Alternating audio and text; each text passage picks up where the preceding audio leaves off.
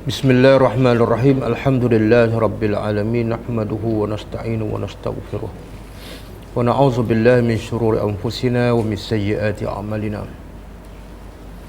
May yahdihillahu fala mudilla lahu wa may yudlil fala hadiya lahu. Asyhadu an la ilaha illallah wahdahu la syarika lahu wa asyhadu anna Muhammadan abduhu wa rasuluh. Subhanaka la ilma lana illa ma 'allamtana innaka antal alimul hakim. Allahumma 'allimna ma yanfa'una wanfa'na bima 'allamtana wa zidna ilma. Allahumma ati anfusana taqwaha wa zakkiha anta khairu man zakkaha. Anta waliyuha wa maulaha. Rabbi yassir wa la tu'assir, Rabbi tammim bil khair. Amma ba'du. Kita masuk ayat 187 kan? Sebelum ni ayat 186, A'udzubillahi minasyaitonirrajim, wa idza sa'alaka 'ibadi 'anni fa inni qarib ujibu da'watad da'i idza da'ani falyastajibu li wal yu'minu bi la'allahum yarshudun. Maksudnya, apabila hamba-hambaku bertanya engkau tentang aku, iaitu adakah aku jauh ataupun dekat, maka jawablah kepada mereka, sesungguhnya aku qarib, aku adalah dekat kepada hamba-hambaku. Ujibu da'watad da'i, aku akan memperkenankan, memakbulkan doa orang-orang yang apabila berdoa dengan penuh ikhlas dan sungguh-sungguh. Maka oleh itu falyastajibu li, maka sahutlah seruan aku, wal yu'minu bi, dan berimanlah, taat dan patuhlah kepada perintahku, la'allahum yarshudun, supaya mereka mendapat petunjuk. Okey, saya nak sebut 2-3 pengajaran daripada ayat tersebut. Pengajaran pertama, ibadat puasa adalah antara punca doa dimakbulkan. Ibadat puasa adalah antara punca doa dimakbulkan.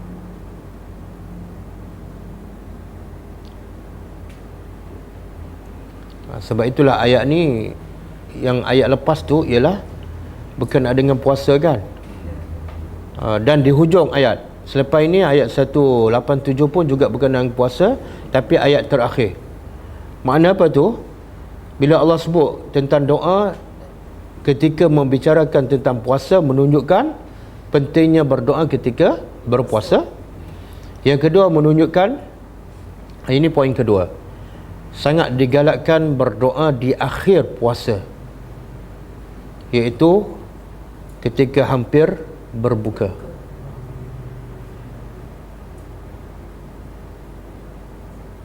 Ini pun kadang-kadang bukan jadi budaya kita kan. Kalau kita pergi Mekah ataupun Madinah bulan Ramadan, kita tengok tak, semua bersedia untuk makan, dan sebelum azan semua angkat tangan berdoa, masing-masing berdoa kan. Biasa tak bulan Ramadan di Mekah dan Madinah?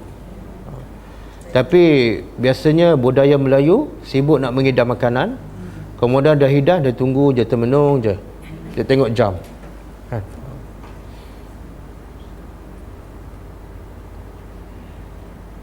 Okey, pengajaran yang ketiga,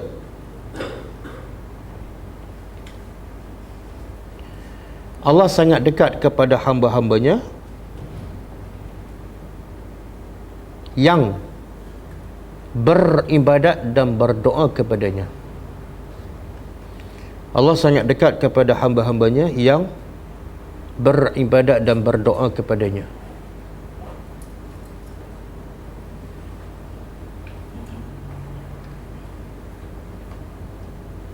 Boleh? Sebab Allah kata, bila hamba-hambaku bertanya tentang aku, siapa hamba-hambaku? Allah tak akan menyandarkan hamba itu kepada dirinya, melainkan hamba yang benar-benar beriman dan bertakwa. Maknanya Allah hanya dekat kepada orang yang selalu beribadat dan berdoa. Makna sebaliknya, orang yang tak beribadat, orang yang tak berdoa, dia sebenarnya jauh daripada Allah. Boleh? Sebab itulah budaya orang Melayu, Yang suka minta doa orang ni siapa? Yang jarang pergi masjid, betul kan? Sebab apa dia suka minta doa ustaz? Sebab dia pun jauh daripada Allah. Masjid pun tak pergi kan, nampak pun, kalau nampak bulan Ramadan. Lepas tu bila musim berdoa, solat hajat, tengok muka dia. Dah lama tak nampak kan? Biasa nampak bulan Ramadan tahun lepas. Bila pula nampak? Bila ada solat hajat. Sebab apa? Kenapa dia bergantung pada ada orang? Sebab dia jauh daripada Allah. Jadi betul tak cara? Bila dia jauh pada Allah, dia minta doa melalui orang. Betul ke salah? Salah. Caranya apa dia? Dekatkan diri pada Allah. Baikilah diri kamu dan berubahlah, supaya Allah pun dekat pada kamu. Dan bila Allah dekat, kamu tak perlu pada orang ketiga untuk berdoa. Okey, yang keempat.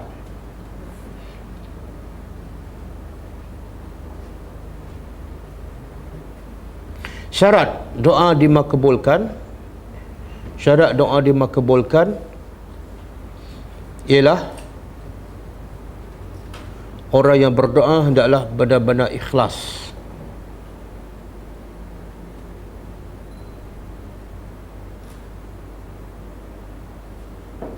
Berdoa kerana Allah. Yang kedua, dia betul-betul yakin dia berhajat kepada Allah. Ada orang minta doa kan, tapi dia rasa macam Allah bagi pun tak apa, tak bagi pun tak apa. Itu Allah tak akan makbul. Sebab tu doa dia doa yang sama je kan. Doa sama je. Rabbana atina fid dunya hasanah wa fil akhirati hasanah. Jadi sebelum dia doa, malaikat dah tulis dah, Rabbana atina fid dunya hasanah. Yang ketiga, syarat doa diterima, dia yakin dengan kemuliaan Allah. Allah tu sangat mulia.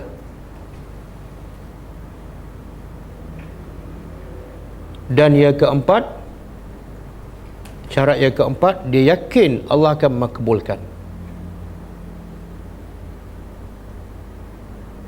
Bila tak ada empat syarat tu, doa dia tidak akan dimakbulkan.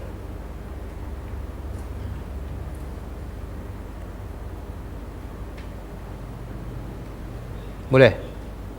Sebab itulah doa orang kafir, bila dia berada dalam kapal dan datang ombak yang besar, dia berdoa kepada Allah. Allah makbul tak? Allah makbul tak? Doa orang kafir. Kenapa Allah makbulkan? Dia betul-betul harap. Pertama, cukup syarat ikhlas. No choice. Tuhan kata da'awallaha mukhlisina. Mereka berdoa kepada Allah mukhlisin, dengan penuh ikhlas.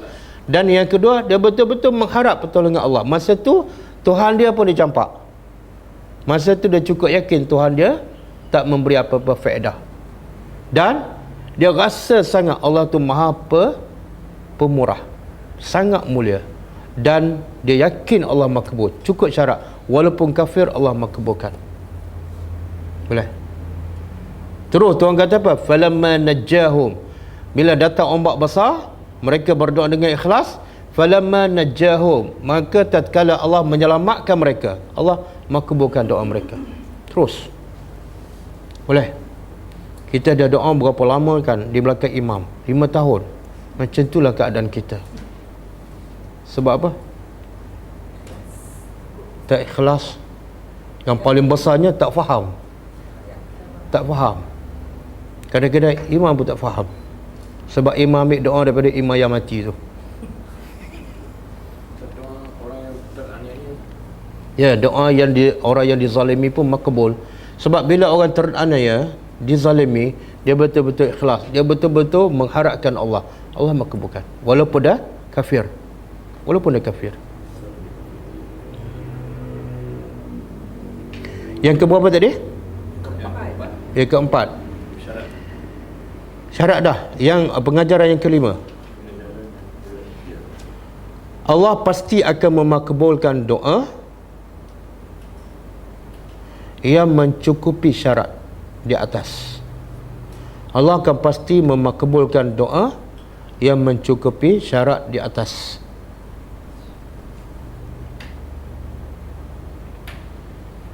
Tetapi kadang-kadang Allah terus makbulkan, kadang-kadang Allah melewatkan sampai hari kiamat. Kita minta hari ni kan, bila Allah bagi di akhirat besok. Dan kadang-kadang Allah makbulkan dengan cara menolak bala. Kita minta nikmat, Allah makbulkan dengan cara apa? Tolak bala. Contohlah, kita nak kahwin dua, kita pun angkat tangan, pergi Jabal Rahmah tu, melambai-lambaikan. Allah makbulkan juga, tapi caranya beda. Allah tak jadikan kahwin. Sebab apa? Kalau kahwin dua, musibah besar, perang dunia ketiga. Itu cara Allah makbulkan. Allah tak jadikan kahwin tu. Itu pun Allah makbulkan. Jadi Allah akan makbulkan bukan yang kita nak, bukan yang kita minta, tapi yang terbaik untuk kita.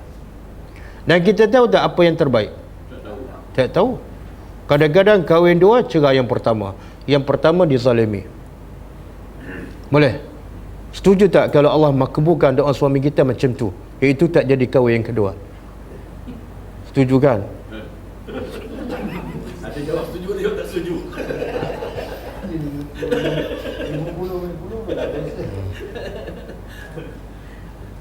Pokok pangkalnya, wajib kita yakin Allah akan makbulkan. Bila ada sikit je keraguan, Allah makbul ke tak? Makbul ke tak? Allah tak akan makbulkan. Sebab apa? Kita pun kalau kita, orang minta sesuatu daripada kita dalam keadaan dia tunjuk ketidakyakinan daripada kita, kita bagi tak? Pakcik bagi duit RM10, tapi saya tak yakin pakcik bagi ke tak? Kita bagi tak? Kita tak akan bagi. Kalau tak yakin pada saya, jangan minta. Betul tak? Bila orang yakin sepenuh pada kita, baru kita bagi. Sama juga dengan Tuhan.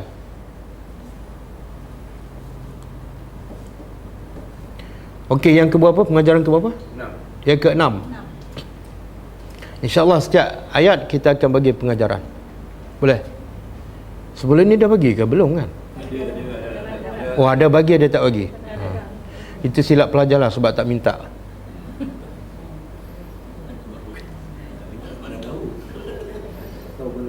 Okey, pengajaran ke berapa tadi? Yang ke-6, mendekatkan diri kepada Allah. Mendekatkan diri kepada Allah dengan mentaati perintahnya adalah punca manusia mendapat hidayat. Mendekatkan diri kepada Allah dengan mentaati perintahnya adalah punca manusia mendapat hidayat. Jadi nak dapat hidayat, jangan minta saja, pergilah belajar, tahu apa saja perintah Allah, taat, insya-Allah semakin dekat dengan Allah.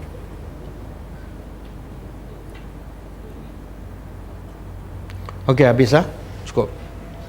Kita masuk ayat seterusnya.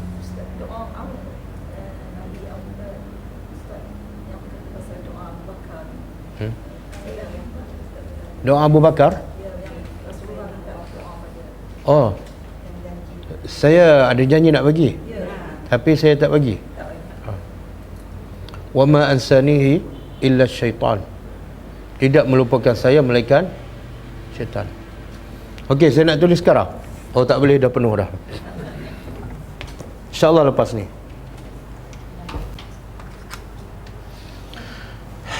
Okey, a'udzubillahi minasyaitonirrajim.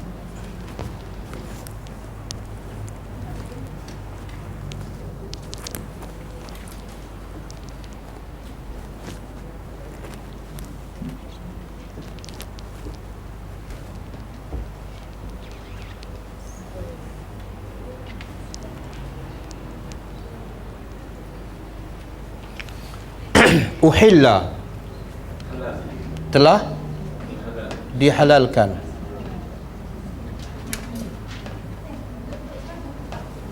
Nampak ke? Nampak? Nampak?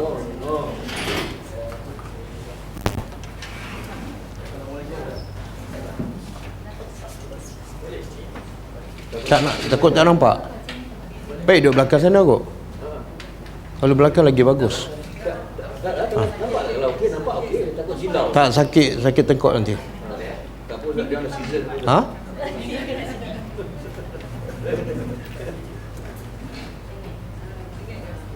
Saya lambat mengajar. Okey, uhilla telah dihalalkan lakum ataupun bagi kamu lailatul siyam, malam puasa. Apa yang dihalalkan? Ar-rafas. Rafas ni mana berjima.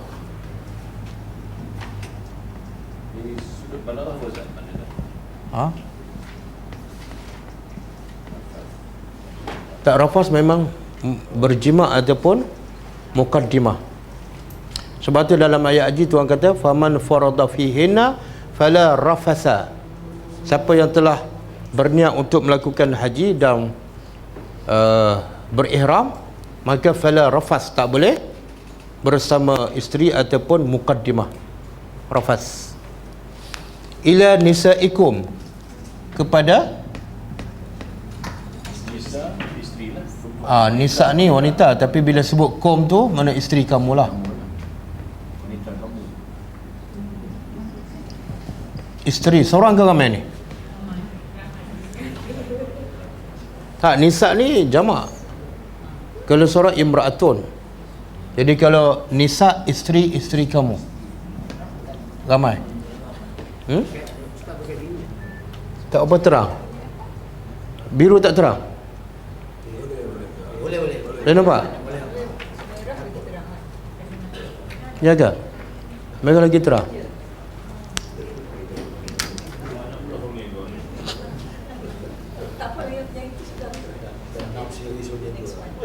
Okey. Okey, dihalalkan bagi kamu pada malam puasa berjima dengan isteri kamu. Bila sebut dihalalkan, mana sebelum tu haram. Haram tu bila? Waktu malam ke siang? Tak. Ini cerita dihalalkan waktu malam. Yang siang tu memang haram dan tak pernah dihalalkan. Dihalalkan di waktu malam, makna sebelum turun ayat ni, waktu malam pun tak boleh. Di peringkat awal puasa diwajibkan bila sahabat solat Isya ataupun tidur sebelum Isya, bila dia bangun tak boleh bersama isteri, tak boleh makan, tak boleh minum sampailah maghrib besok. 2 hari. Itu hukum asal peringkat awal puasa. Saya ulang, bila peringkat awal, bila mereka solat Isya, lepas Isya je ataupun dia tidur selepas maghrib, bila bangun je dia dah tak boleh makan, tak boleh minum dan tak boleh bersama isteri. Sampai bila? Sampai maghrib besok, bukan sampai sahur. Itu peringkat awal lah. Sebab itulah sahabat-sahabat di peringkat awal memang hebat. Salat malam wajib. Kenapa? Sebab mereka nak hadapi cabaran yang sangat besar dan sangat-sangat getir. Maka kekuatan dalaman perlu hebat. Kena solat malam, kena puasa, kemudian puasa pula tak boleh bersama isteri. Okey? Hunna. Sebab apa boleh ni? Tuan bagi tu sebab boleh. Hunna, mereka ni siapa dia? Isteri adalah libas. Libas pakaian. Seumpama pakaian.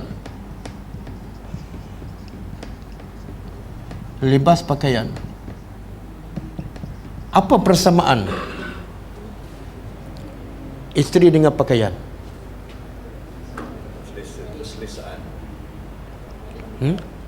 Kenapa Tuhan sebenarnya bukan isteri je pakaian? Tuhan kata hunna, mereka adalah pakaian lakum, bagi kamu, wa antum, dan kamu, dan kamu juga adalah seumpama pakaian. Lahunna, bagi mereka.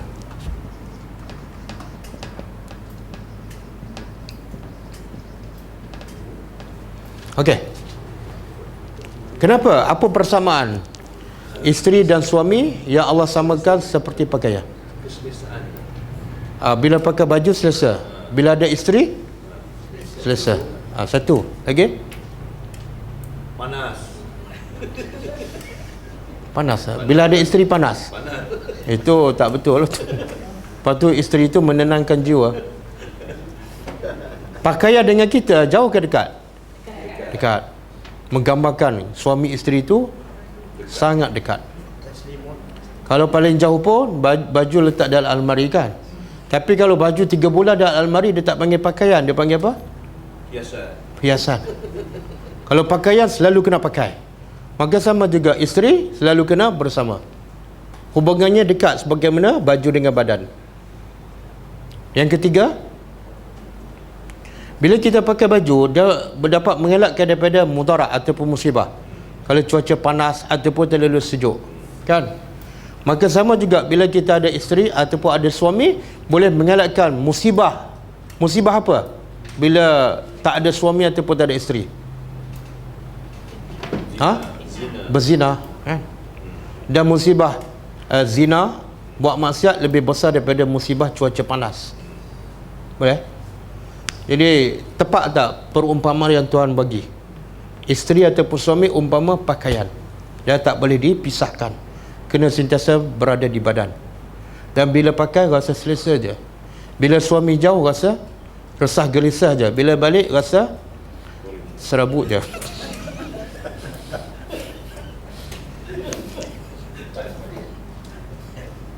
Itu kalau suami dekat tu serabut, mana itu bukan pakaian lah. Patut kena pergi cuci lah, pergi dobi. Pergi dobi dekat majlis ilmu tu. Okey. Halimah telah mengetahui oleh Allah. Allah mengetahui annakum, sesungguhnya kamu, kuntum, Allah ulang sekali lagi, kamu adalah, kamu ni takhtanu,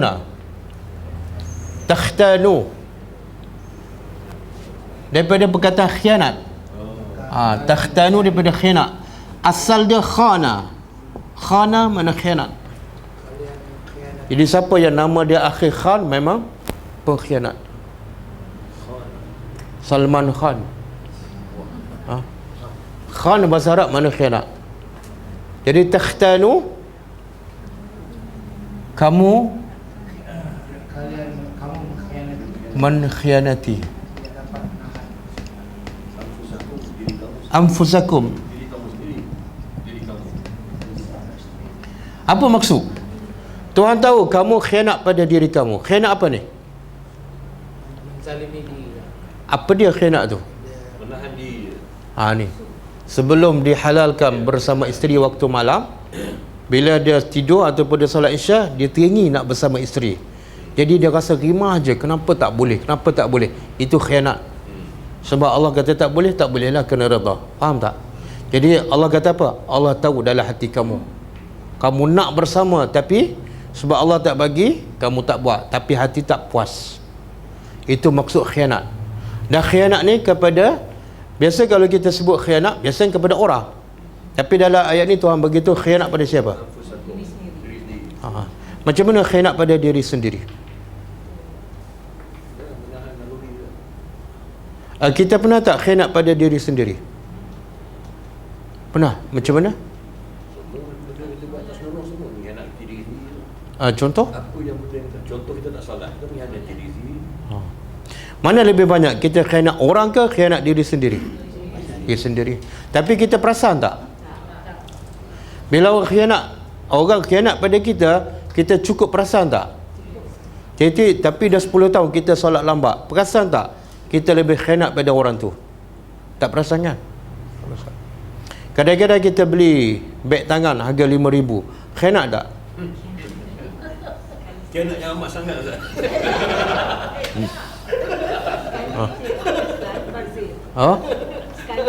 Oh, kalau sekali tak apa. Khianat juga. Khianatlah sebab membazir. Kemudian ramai lagi orang miskin tak cukup makan, tiba-tiba dia beli beg untuk letak IC 5,000. Itu khianat pada suami Ustaz, bukan? Tak, dia khianat pada diri sendiri, dia khianat pada suami. Dan suami pula bagi duit. Suami pun memang pengkhianat. Kalau tak bagi Ustaz, masalah je. Kalau tak bagi duit, masalah je. Tak, kalau tak bagi masalah, kalau bagi masalah lagi besar di akhirat besok. Kenapa tak? Tuhan nak betulkan cara kita berfikir. Apa dia cara manusia berfikir? Bila sebut khianat, orang. Ataupun orang khianat pada kita. Tak. Yang banyak berlaku ialah khianat pada diri sendiri. Yang ni ramai yang tak perasan. Kadang-kadang kita mengutuk orang kan. Macam mana boleh dapat 2.6? Kita khianat tak pada diri sendiri? Khianat tak? Khianatlah sebab kita mengutuk dia. Kewajipan kita bukan mengutuk. Kewajipan kita berdoa ataupun pergi berdakwah. Kan? Bila mengutuk, kita khianat pada diri sendiri. Okey, fataba. Lalu taba. Kemudian Allah menerima taubat. Dia bahasa Al-Quran dia ada dua. Satu taba ilaihi. Yang kedua taba alaihi. Cuba perasan. Dua-dua perkataan sama, taba dengan taba. Yang membezakan apa dia? Selepas dia. Satu ilahi, kepadanya. Yang kedua ke atasnya. Bila sebut taba ilahi, siapa yang bertaubat? Manusia. Iaitu manusia telah bertaubat kepadanya, iaitu kepada Allah. Tapi kalau sebut taba alaihi, bertaubat ke atasnya, itu siapa tu? Allah menerima taubat ke atas hambanya. Beza tu. Perkataan sama. Jadi nak tahu manusia ke Tuhan, tengok apa selepas dia. Kalau ilah makna manusia. Kalau Allah makna dia Allah. Jadi di sini apa dia ni? Allah pada mereka. Allah. Alaikum. Maka makna dia Menerima taubat. dia iaitu Allah menerima. Taubat mereka. Taubat kau. Taubat atas kalian. Taubat. Alaikum ke atas kamu. Wa'afa. Okey. Apa maksud Allah terima taubat? Adakah sahabat buat dosa? Adakah sahabat buat dosa? Tuhan kata mereka ada niat nak bersama isteri dalam keadaan hukumnya tak boleh. Adakah dia telah buat dosa? Tak, belum lagi. Kalau belum buat dosa, kenapa Allah terima taubat? Faham soalan? Sila jawab. Apa dia? Tak buat dosa lagi dah terima taubat. Ini ada dosa yang sebelum. Oh, kalau dia niat jadi dosa ke? Tak. Tak. Ada unsur tak reda tu Ustaz dah. Masa melawan Nabi. Ada unsur. Takkanlah ada sikit rasa tak puas dah berdosa kan? Subhanallah. Sebenarnya macam ni. Ulama tafsir mengatakan dengan sebab Allah menghalalkan berjima, maka sahabat selamat daripada melakukan dosa. Mungkin kalau Allah tak halalkan, satu masa dia terbabas, maka dia akan melakukan dosa. Tapi dengan sebab Allah halalkan, Allah ringankan hukum, akhirnya mereka tak buat dosa. Faham tak? Jadi Allah meringankan hukum, itu adalah satu bentuk Allah menerima taubat, iaitu Allah elakkan hamba tu daripada melakukan dosa. Wa afa ankum, dan dia afa. Tak, kita selalu baca dalam solat fa'fu anni, dan dia memaafkan kamu.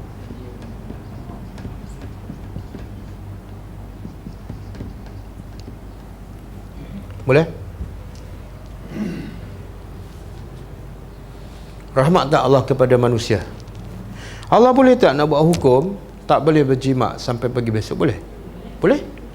Dia ada hak sebab dia Tuhan, dan kita wajib patuh sebab kita hamba. Tapi sebab rahmat Allah, Allah halalkan. Boleh? Maka bila rahmat Allah kepada kita, apa kewajipan kita? Syukur. Itu ta'ala perintah Allah. Okey, fal'an,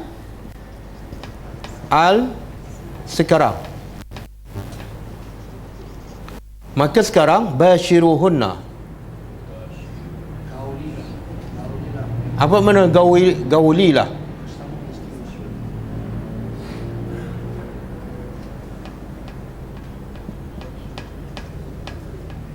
Gaulilah mereka, iaitu berjima.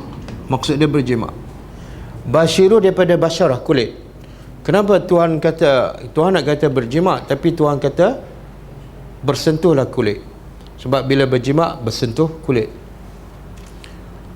Gawilah mereka. Bila tu? Sekarang boleh, dulu tak boleh. Wabtaghu, dan carilah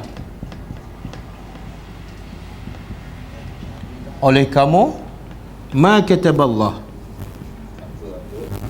apa yang kataba telah ditetapkan oleh Allah lakum, bagi kamu. Apa maksud dia? Bergaulah ataupun bersamalah isteri waktu malam, dan ketika bergaul carilah apa yang Allah tetapkan kepada kamu. Apa maksud?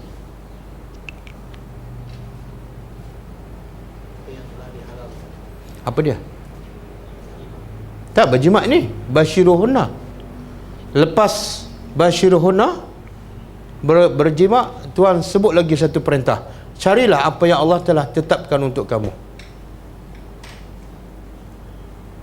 Apa dia?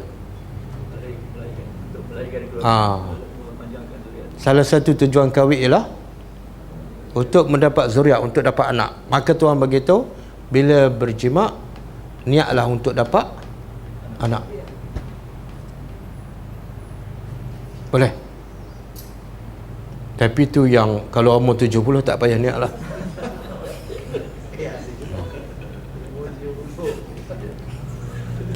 Umur 95 ada niat lagi.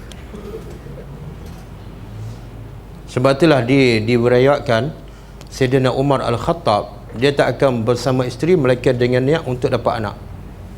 Tengok sahabat faham ayat ni. Tuhan kata bila berjima niat untuk dapat anak. Boleh? Dan Nabi pun suka tak anak ramai? Nabi berbangga dengan anak ramai. Kita cinta tak pada Nabi, tapi cinta tak anak ramai? Itu cinta palsu. Cinta Nabi tapi tak cinta apa yang Nabi cinta, itu bukan cinta. Betul? Boleh ke tak? Kenapa Ustaz cakap sekarang? Dah terlewat. Okey, kalau kita terlewat, ada anak tak? Bagi kita pada anak, bagi kita pada menantu. Jangan rancang. Sebab tu rancang ni ulama mengatakan haram. Bercanggah dengan ayat ni, bercanggah dengan hadis Nabi, yang Nabi kata kahwinlah wanita yang penyayang dan yang banyak anak. Macam mana nak tahu isteri tu, calon tu ramai anak? Tengok adik-beradik dia. Boleh? Ada student saya, umur dia lebih kurang umur saya, 50 lebih, 56. Saya muda lagi pada dia. Anak dia 11 orang, cucu dia 36 orang. Cucu 36 orang, umur 56. Jadi dia, isteri dia, anak dia, cucu dia masuk kelas saya. 3 generasi. Tak payah online lagi dah. Separuh kelas tu memang anak beranak dia. Lepas seorang tengok mengandung, yang ni seorang pula mengandung, lepas tu hilang 2 bulan, datang balik.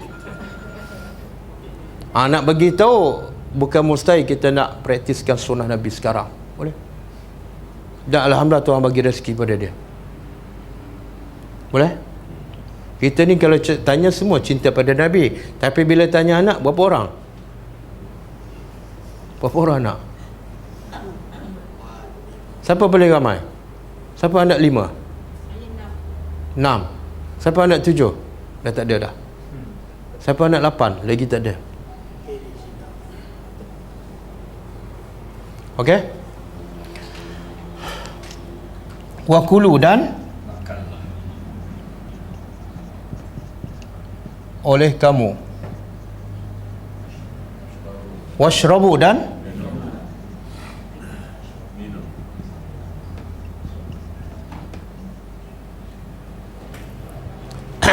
makan dan minum sampai bila? Hatta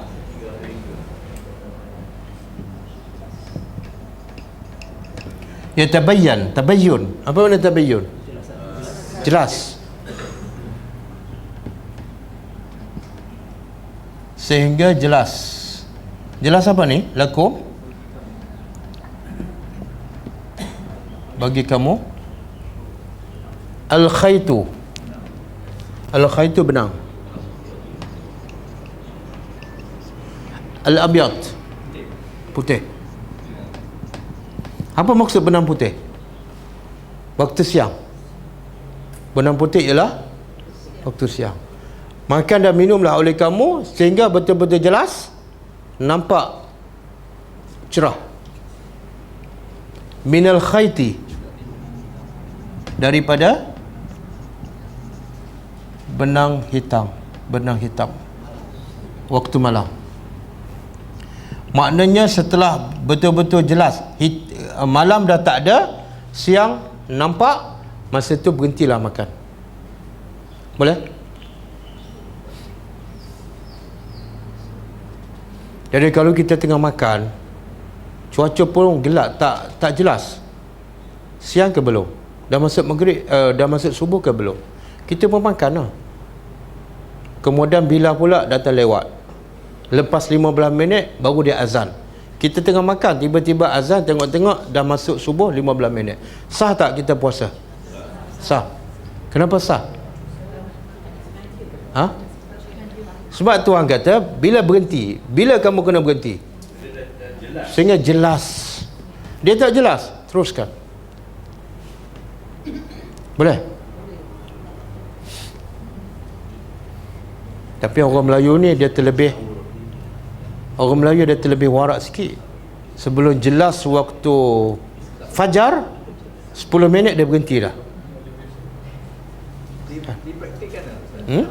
Perbezaan benang putih, benang hitam ni, adakah praktikal? Boleh dipraktikkan? Sekarang dah ada jam. Tak, sekarang pakai jam lah. Jam. Ada jam, ada apa? Sebab kalau dari masa gelap tak nampak dia hitam. Tak, kalau kita pergi kat luar mungkin tak berapa jelas. Tapi dengar azan. Kena dengar azan lah, ikut azan. Jadi yang nak lihat jelas antara dua ni waktu dalam gelap, dalam cahaya bawah lampu ke atau di dalam gelap malam? Tak, kena tutup lah lampu. Dia sebenarnya bila terbit masuk waktu subuh bermakna terbit waktu fajar. Ya. Kalau duduk tepi pantai lah, kita akan nampak fajar menyingsing. Tapi kalau duduk kat bandar, saya tak pastilah nampak ke tak. Satu bukan semua orang ada jam, bukan semua orang ada WhatsApp ni kan. Bagi orang-orang yang di kampung-kampung ke di hutan ke inilah. Sekarang tak pakai lah ni, dah banyak kemudahan. Mungkin orang dalam hutan ataupun tepi pantai, dia pakai lah ni. Okey. Dan sebenarnya kalau dah masuk waktu fajar, kita boleh agak lah dah masuk ataupun tak kan. Nampak cerah sikit tu kira masuk lah tu. Tapi kalau gelap lagi redup, biasanya tak masuk. Okey?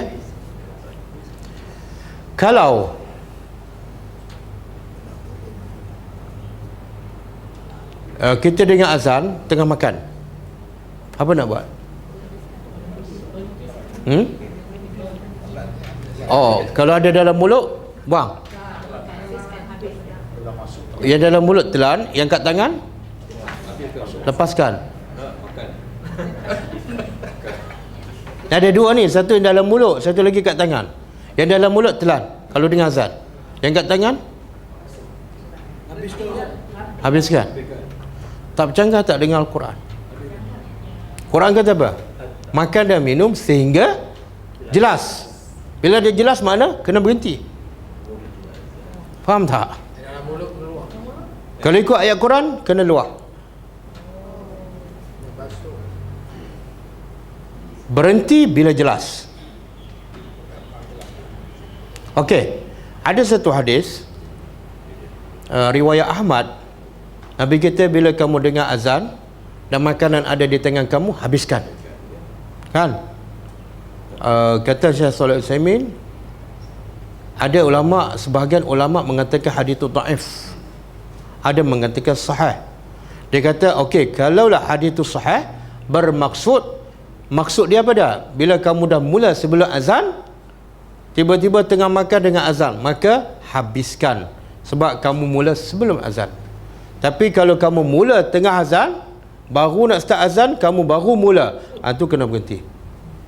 Boleh? Tapi kalau nak ikut pendapat zahir Al-Quran, Tuhan kata makan dan minum sehingga jelas. Bila jelas, berhenti. Okey, boleh? Jadi orang kita 10 minit sebelum tu dia berhenti. Sebenarnya tak ada tu, tak ada. Bahkan Nabi kata disunatkan kita melewatkan sahur, sunat. Jadi kalau 10 minit sebelum azan bukan dilewatkan tu, diawalkan. Okey? Minal fajri, daripada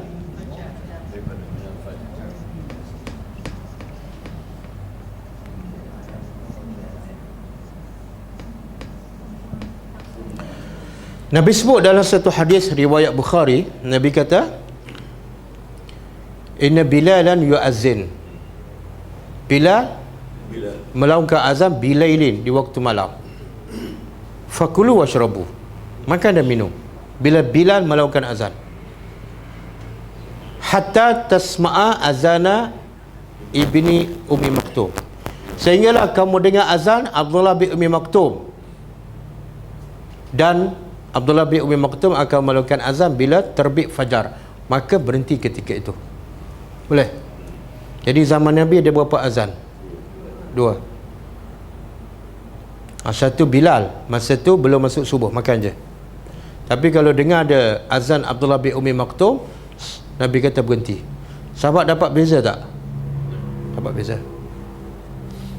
Jadi salah kalau kita azan, contohlah masjid tu dia azan 5 minit ataupun 10 minit sebelum masuk waktu subuh. Sebab apa? Dia nak orang berjaga-jaga. Sebenarnya salah tu. Kenapa salah?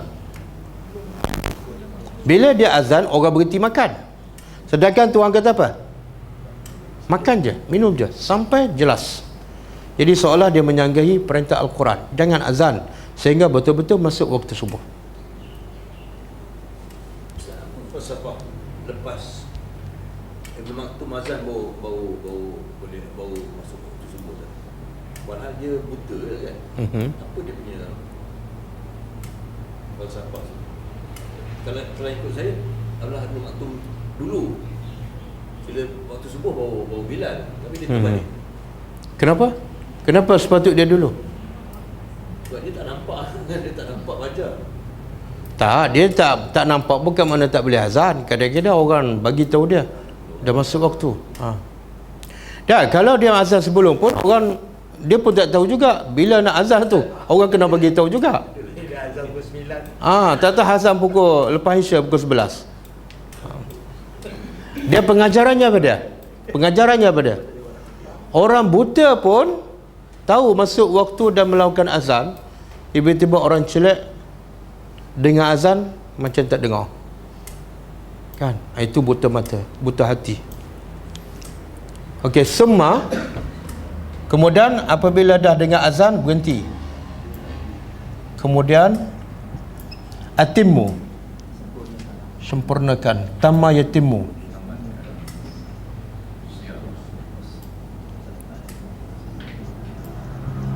Asyam, puasa. Ilal lail, sehingga malam. Bila ni malam? Bila bermula malam? Bila masuk maghrib.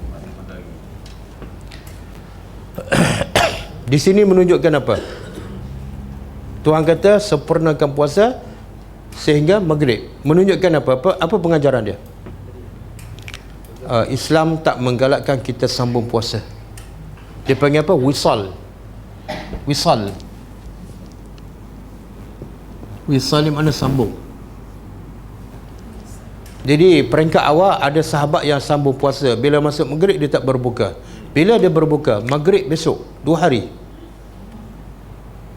Kemudian Nabi larang, kalau kamu nak sambung puasa, sambung sampai subuh besok. Bila waktu sahur, berbukalah. Boleh? Tapi dibolehkan, bukan sunnah. Bukan sunnah. Sebab apa? Kalau ikut ayat ni, Tuhan kata puasa sampai bila? Maghrib. Bila maghrib, berbuka. Wala tubashiruhunna, dan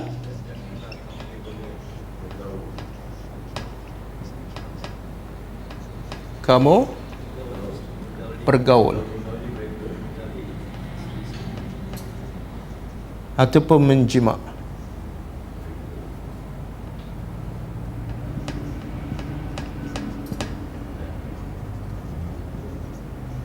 Tadi Tuhan kata fal'an bashiruhunna, sekarang bergaullah dengan isteri. Sekarang Tuhan larang pula.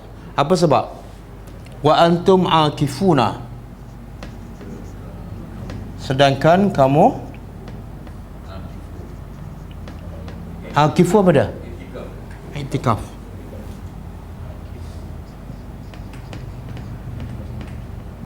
Apa makna beriktikaf?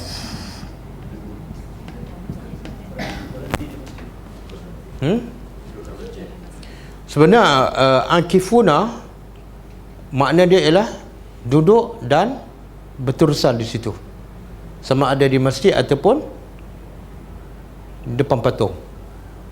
Apa kata Ibrahim? Cuba buka surah ni.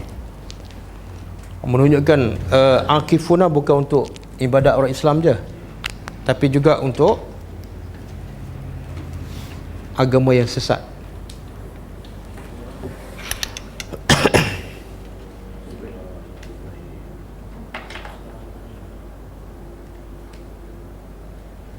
Surah Al-Anbiya ayat 52.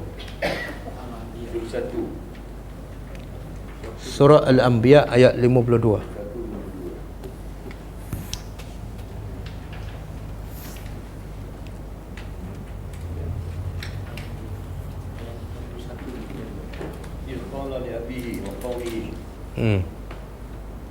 Ketika mana Ibrahim berkata pada bapaknya dan kaumnya.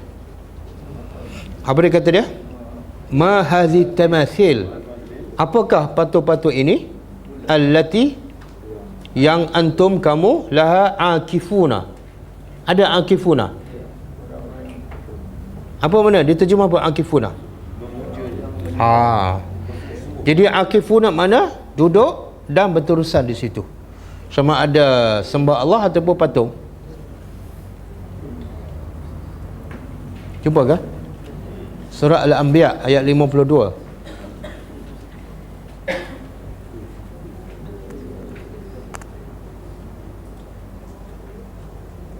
Okey? Boleh? Itu akifuna dari segi bahasa, iaitu duduk dan tetap. Dari segi syarak, dari segi istilah Islam, iktikaf ialah at-ta'abbud lillah, beribadat kepada Allah. Beribadat kepada Allah dengan duduk di dalam masjid. Beribadat kepada Allah dengan duduk di dalam masjid. Jadi kalau i'tikaf di rumah boleh? Tak boleh.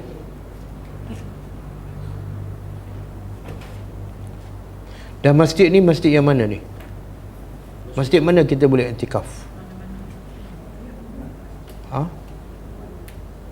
Masjid yang didirikan solat Jumaat 5 waktu. Tak, surah boleh. Surah tu nama Melayu je. Sama lah masjid pun. Masjid yang tak buat solat Jumaat tapi dia didirikan solat 5 waktu berjemaah. Boleh. Solat 5 waktu, bukan solat Jumaat. Dan yang paling afdal ialah i'tikaf di masjid yang didirikan solat Jumaat. Kenapa? Sebab bila hari Jumaat dia tak perlu keluar. Dia i'tikaf ni mesti duduk dalam masjid je, tak boleh keluar. Nak ziarah orang sakit pun tak boleh. Kalau ziarah batal i'tikaf. Ustaz, dekat surau boleh sembahyang sunat dalam masjid? Boleh? Boleh. Tapi niat tu sebut masjid lah, jangan surau. Dalam surau. Ha. Okey. Jangan kamu menggauli isteri ketika kamu beriktikaf. Di mana? Fil masajid. Di masjid-masjid. Ini dalil iktikaf mesti di masjid. Bila Tuhan larang jangan menggauli isteri ketika beriktikaf, menunjukkan apa? Kalau kita beriktikaf kemudian kita berjimat dengan isteri, batal iktikaf. Bila Tuhan larang menunjukkan perkara itu membatalkan iktikaf. Boleh? Ada tak kita pernah dengar satu hadis Nabi kata la i'tikaf illa fi al-masajidis salasah. Tidak ada i'tikaf kecuali 3 masjid sahaja. Masjidil Haram, Masjid Nabawi dan Al-Aqsa. Kata Syekh Shalih Utsaimin, sebahagian ulama mengatakan hadis itu dhaif. Bila dhaif tak boleh pakailah, tak boleh jadikan hujah. Kemudian dia katalah kita ambil pendapat yang mengatakan hadis itu sahih. Maka maksud dia bukan tak boleh langsung di masjid lain, tak. Maksud dia ialah i'tikaf yang paling sempurna ialah di 3 masjid. Adapun di masjid lain sah i'tikafnya. Apa dalil? Boleh i'tikaf di masjid Kuala Lumpur, di masjid negara, boleh. Apa dalil? Ayat ni. Kecuali kamu beriktikaf fil masjid. Tuhan tak kata masjid as-salasah. Memang ada satu pendapat yang dia memang tak i'tikaf langsung. Sebab apa? Sebab Nabi kata 3 masjid je. Okey?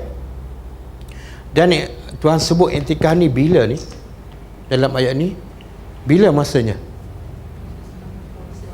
Ketika puasa. Sebab itulah ada sebahagian ulama mengatakan tidak ada i'tikaf kecuali bulan Ramadan. Apa dalil? Allah sebut ni i'tikaf khas bulan Ramadan. Dan sebab itulah sunnah Nabi tak i'tikaf kecuali bulan Ramadan. Di peringkat awal Nabi i'tikaf di awal Ramadan. Sebab masa tu Nabi belum diberitahu bilakah Lailatul Qadar. Ada mengatakan awal, Nabi i'tikaf awal. Kemudian Nabi i'tikaf di tengah Ramadan. Kemudian diberitahu kepada Nabi Lailatul Qadar 10 akhir Ramadan. Maka mulai daripada itu Nabi i'tikaf di akhir Ramadan sahaja. Boleh? Jadi pendapat yang mengatakan boleh i'tikaf dalam masjid bila-bila masa tu tak berapa kuat. Kan masjid kita ada tuliskan. Tulis apa? Niat i'tikaf. Besar tu, niat tu. Nawaitul i'tikaf. Besar pada lampu tu. Nawaitul i'tikaf. Fi hadzal masjid. Niat pula dalam bahasa Arab walaupun yang baca orang Melayu. Kan? Ya. Jadi kalau kita nak ambil pendapat tu, silakan. Pendapat tu mengatakan apa? Bila masuk masjid walaupun sekejap niat i'tikaf dapat pahala i'tikaf. Tapi kalau ikut sunnah Nabi hanya beriktikaf di bulan Ramadan sahaja. Ada satu ketika Nabi i'tikaf bulan Syawal. Kenapa? Sebab ada satu tahun tu Nabi tak i'tikaf di bulan Ramadan sebab ada masalah. isteri dia nak berintikaf juga, maka Nabi kata tak payah. Tapi Nabi qada iktikaf itu di awal bulan Syawal. Sebenarnya iktikaf itu juga sebenarnya bulan Ramadan. Boleh. Dan iktikaf ni satu ibadat yang sangat besar dan penting. Kalau Nabi yang dah dekat dengan Allah, dah hamba Allah yang paling dicintai oleh Allah pun tak pernah miss iktikaf selama 9 tahun berturut-turut. Maka kita ni yang bukan Nabi, orang alim pun bukan, sahabat Nabi pun bukan, maka sepatut kita lagi patut beriktikaf. Ini yang ramai belajar sunnah tapi tak iktikaf. Saya tak tahu dia belajar sunnah apa. Ramai yang belajar sunnah Nabi tapi masa iktikaf tak ada dia. Yang ada yang belajar bid'ah. Betul? Boleh tak? Boleh tak iktikaf? InsyaAllah. Dan bila sebut iktikaf, bukan pergi salat tarawih lepas tu balik. Itu bukan iktikaf. Itu pergi salat tarawih. Iktikaf kalau ikut sunnah Nabi bila bermula? Maghrib sebelum buka masuk. Keluar pergi esok. Tak itu tak ada satu bulan tu.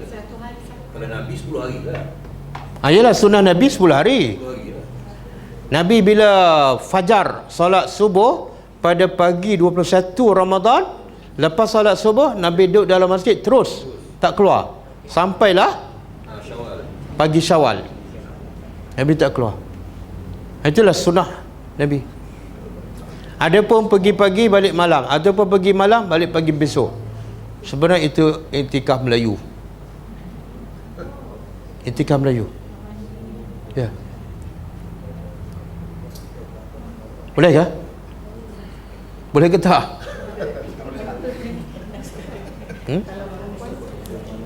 Perempuan boleh? Ada sahih isteri Nabi pun beriktikaf. 10 hari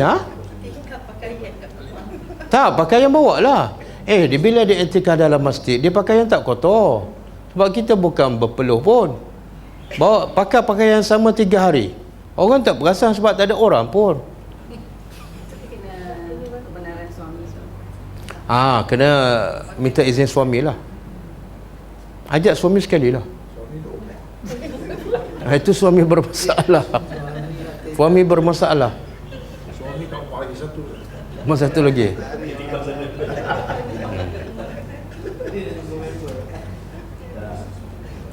Tak apalah kalau suami duduk rumah satu lagi, benarkan isteri ni pergi iktikaf. You nak iktikaf kan? Boleh, tapi benarkan air kahwin satu lagi. Okey. Yang isteri pertama dapat iktikaf, suami dapat, siapa lebih untung? Suami kata dia untung. Betul tak? Bukan budaya kita beriktikaf, tapi semua mengaku cinta ke Nabi. Dulu-dulu masa kita kecil, masa saya kecil dulu tak ada orang iktikaf, tapi sekarang dah banyak dah. Ada yang iktikaf pergi maghrib balik subuh, ada iktikaf pergi tarawih balik pukul 3 kan. Tapi sekarang pun dah ramai dah pergi iktikaf masuk pagi 21 dan dia tak balik kecuali malam raya. Boleh? Kenapa susah nak iktikaf tu? Kenapa? Apa yang menyebab, apa penghalang besar? Apa dia?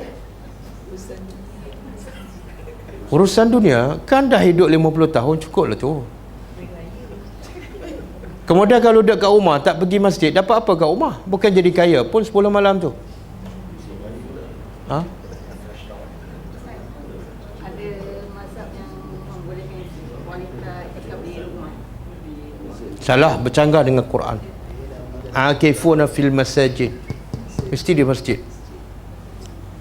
Dia sebenarnya saya nak bagi tu rahsia. Dia punca orang tak nak iktikaf ni sebab dia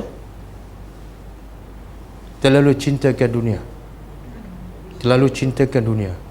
Dia tak boleh nak duduk di masjid yang tidak ada kemudahan, bilik tak ada, dapur tak ada, peti ais tak ada, bilik air pun jauh. Cinta dunia tu menyebabkan penghalang besar untuk dia pergi duduk masjid tu. Tapi dia lupa Saya nak tinggal 10 malam, dia lupa satu hari dia akan tinggal selama-lamanya bila dia mati. Sebab itulah proses intikaf ni sebenarnya latihan untuk kita tinggalkan dunia terus. Cuba latih diri kita tinggal 10 malam dulu. Dan percayalah, saya cerita pengalaman. Bila kita pergi intikaf, rasa nikmat yang paling besar. Tidak ada nikmat sepanjang hidup kita melainkan nikmat intikaf. Kenapa?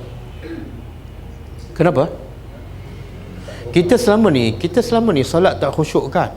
Bila solat macam-macam masuk dalam kepala kita. Bila solat fikiran melayang. Bila solat ingat macam-macam benda. Betul tak? Sebab apa? Sebab dunia ada dalam hati kita. Banyak gangguan. Tapi bila kita intikaf, kita tinggal semua. Macam kita pergi Mekah lah. Urusan anak, urusan rumah, kereta, semua kita tinggal. Kita fokus pada Allah. Oh, nikmat ibadat masa itu.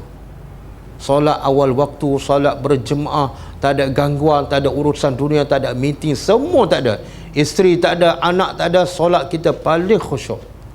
Nikmat yang paling nikmat ialah bila kita intikaf 10 malam, bukan 1 malam. Betul? Cuba. Saya sebelum ni Tak dibenarkan hidup berbandar, Ustaz. Tak boleh pakai bandar hidup. Boleh? Ada orang bawa kes selimut. Tapi jangan bawa tilam lah. Kalau bawa tilam, baik tak payah intikaf, tidur kat rumah lah. Saya dulu kawan saya, dia intikaf, dia ambil cuti. Saya pun fikir, ya Allah, macam mana dia boleh cuti, boleh duduk di masjid tu. Saya tak terfikir. Tapi bila saya mula buat, seronok pula. Start hari 21, saya duduk kat masjid je. Saya keluar malam raya. Tak keluar, tak balik mana. Pakaian cukup dalam kereta, letak dalam kereta. 2-3 lah cukup dah. Tak payah basuh. Jangan risau makanan, sebab dalam kubur langsung tak ada makanan. Tanggungjawab kita, anak-anak semua. Subhanallah, letih dah didik anak 50 tahun, biar dia urus sendirilah. Anak semua dah besar kan. Nanti malaikat maut datang cabut nyawa, bagi tahu malaikat macam mana kucing saya.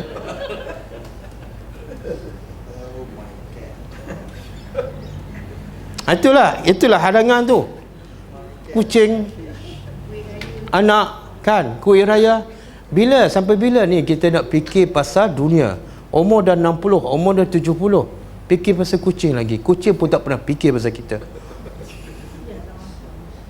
Betul tak? Buatlah.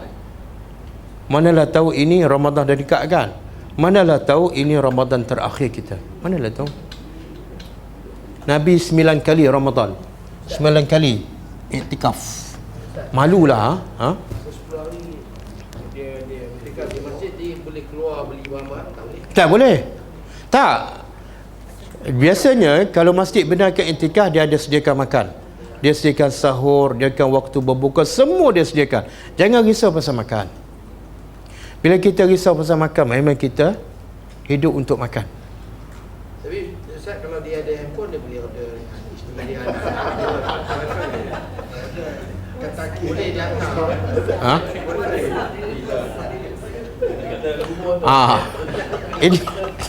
Inilah racun-racun.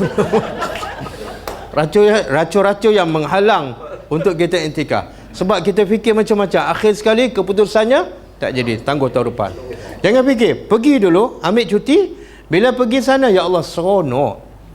Betul. Siapa yang intikaf sekali, dia tak akan lepas peluang kali kedua, kali ketiga. Semua makanan ada. Semua ada. Razi, kalau nak makanan, nak terjamin, ikut saya intikaf. Boleh.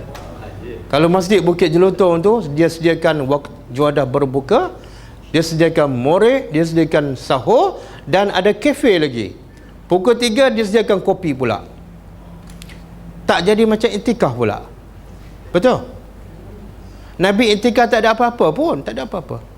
Nabi bila masuk hari 21, Nabi pasang kemah situ, sebab kadang-kadang nak salin pakaian kan. Duduk kat situlah. Kadang-kadang nak buang air, Nabi keluarlah. Kalau nak buang air ataupun nak makan, masjid tak sediakan makan, kita pergi kedai mamak, tak batal intikaf. Tapi pergi makan, balik terus. Cubalah sekali. Boleh? Nak tunggu apa lagi? Boleh? Haji Fuad bagi nama. Bagi nama penuh. Kalau kita sayang sangat nak tinggal rumah, nak tinggal dunia, nak tinggal anak, ingat satu hari kita akan tinggal juga. Nak tak nak akan tinggal. Dan bukan 10 hari, kita akan tinggal selama-lamanya. Dan bila kita tinggal selama-lama, bukan duduk dalam masjid yang luas, dalam lubang kubur yang sempit. Jadi biasakan diri kita tinggal anak, tinggal isteri, tinggal TV. Okey? Tilka hududullah. Itulah. Apa makna hudud? Batas-batas ataupun hukum-hukum Allah. Apa hukum-hukum Allah dalam ayat ni? Apa dia? Pertama, boleh berjemaah malam Ramadan. Yang kedua, jaga isteri kamu macam kamu jaga pakaian. Yang ketiga, makan dan minumlah. Yang keempat, boleh berjemaah sampai subuh. Itu hukum Allah. Fala taqrabuha, jangan, maka jangan hampiri. Janganlah kamu hampiri. Ni apa maksud dia? Jangan langgar. Tuhan tak kata jangan langgar, tapi jangan hampiri. Macam jangan zina kan. Tuhan tak kata jangan berzina, Tuhan kata sebab Jangan hampiri, jangan start lah, jangan. sebab Tuhan tahu dia bila mula tu dia biasanya terperangkap. Kazalika,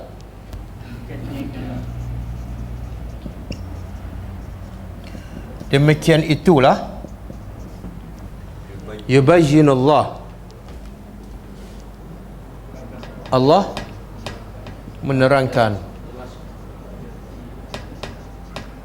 ayatihi, ayat-ayatnya. Ayat-ayat Allah ada berapa?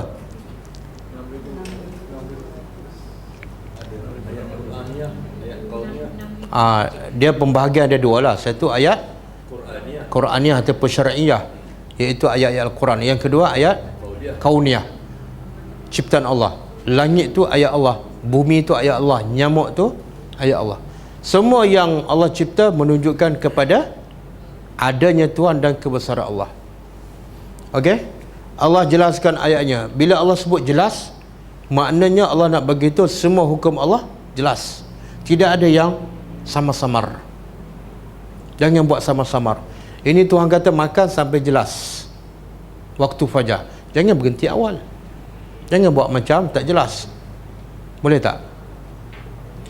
Kemudian kalau kita, sehingga kan disebut, kalau kita bersama suami ataupun bersama isteri, tiba-tiba azan, kita pun berhenti, sah tak puasa kita? Sah. Kemudian waktu subuh tu kita berhadas besar, sah tak puasa kita? Sah.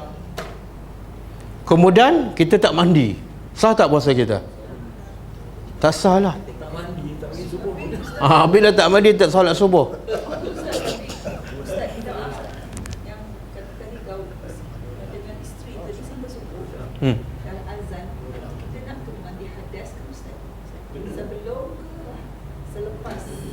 Sebelum apa ni? Selepas subuh. Tak, bila bersama isteri, kemudian dengan azan kita pun berhenti,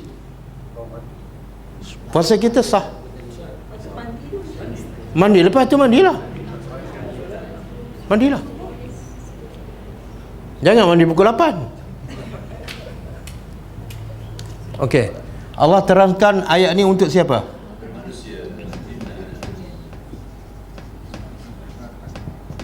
Allah jelaskan untuk manusia. Tengok.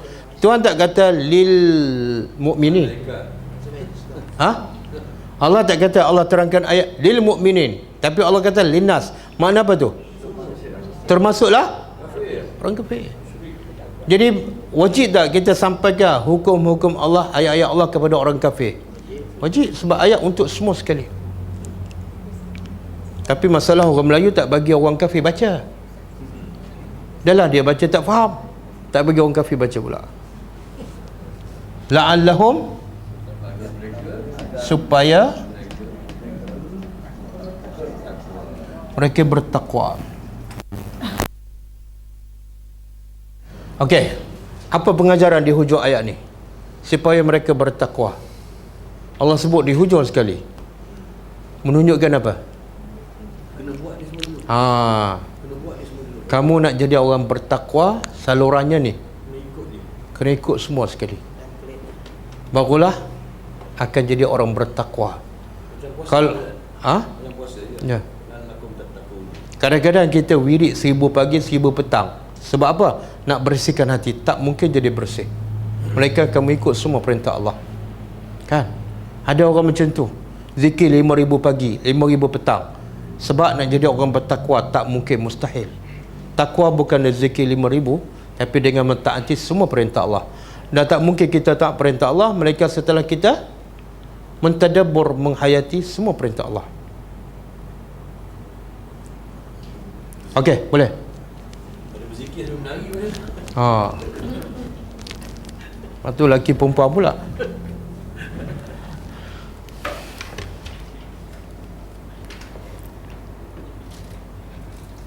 Habis Memang doa sebelum buka tu memang afdal Ustaz.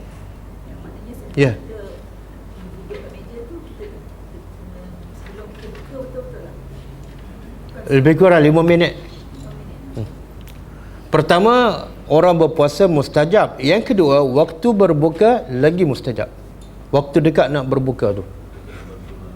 Jangan baca doa makan je. Allahumma barik lana. Lepas tu minta ampun tak? Maksudnya masa kita sembahyang satu hari tu kita doa tu pun Makbul. Sebab dan ketika kita berpuasa lagi makbul di saat ketika nak berbuka. Boleh? Okey, ada soalan? Doa Ustaz, doa Abu Bakar. Oh, doa Abu Bakar. Dapat pahala Haji Fuad.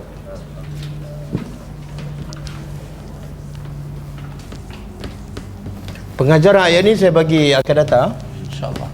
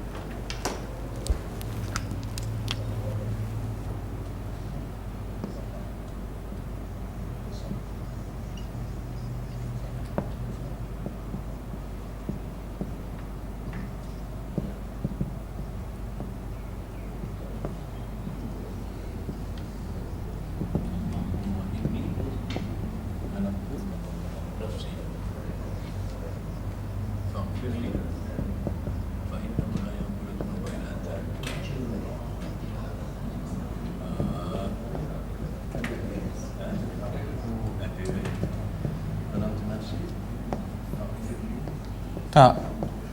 Allahumma inni zalamtu nafsi zulman katsira.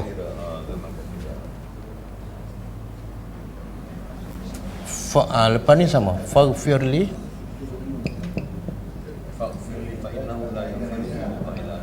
faghfirli maghfiratan. Lain sikit lah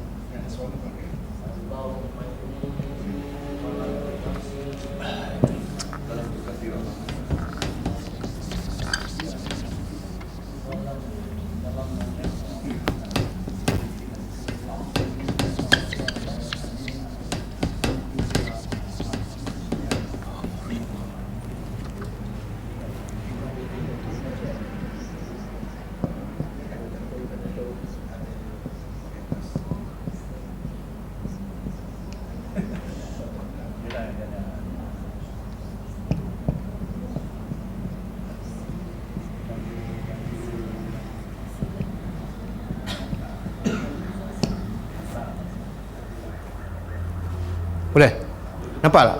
Boleh. Ustaz, terjemah tak? Hmm? Terjemah. Boleh terjemah sendiri tak? Boleh. Ini dalam sesuai kami dalam zalimi diri kami sendiri. Dengan kezaliman yang banyak.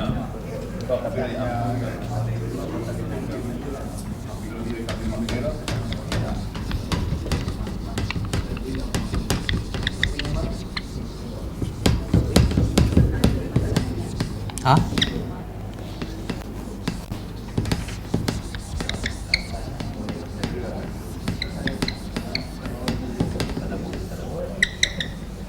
Haji Fuad boleh terjemah ni? InsyaAllah ada. Cuba terjemah. Allahumma wa Tuhan kami ini sebenarnya kami dalam menzalimi diri kami dengan kezaliman yang banyak kafir.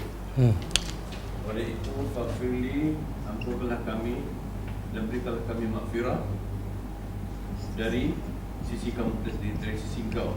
Dan rahmatilah kami sesungguhnya innaka anta Ghafurur Rahim. Maha pengampun lagi yang mengasihani. Betul tu.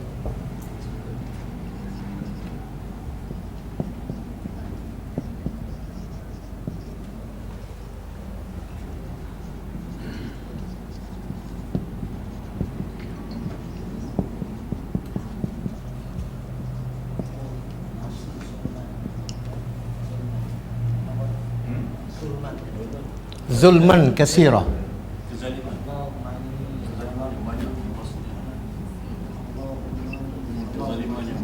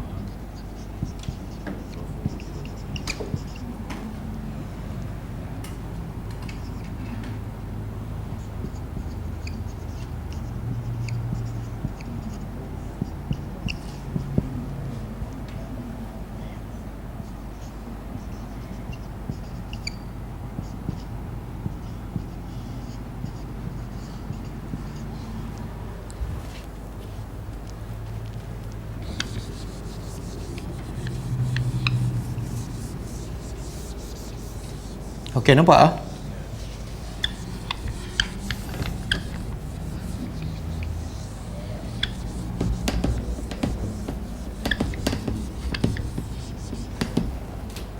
Ustaz, ada G.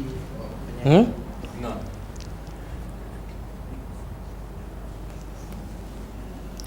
Jadi Abu Bakar pun mengaku dia membuat dosa yang banyak walaupun dia ahli syurga. Itu menunjukkan orang beriman kena sentiasa merendah diri, tawaduk. Dan doa ni bila baca ni? Tahiyat akhir tak? Abu Bakar minta secara khusus. Wahai Rasulullah, ajarlah aku satu doa yang aku boleh baca dalam solat. Jadi doa ni baca dalam solat. Bagi salam. Sebelum bagi salam.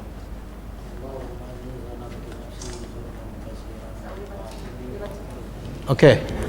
Allahumma inni zalamtu nafsi zulman katsira faghfir li maghfiratan min indika warhamni innaka antal ghafurur rahim.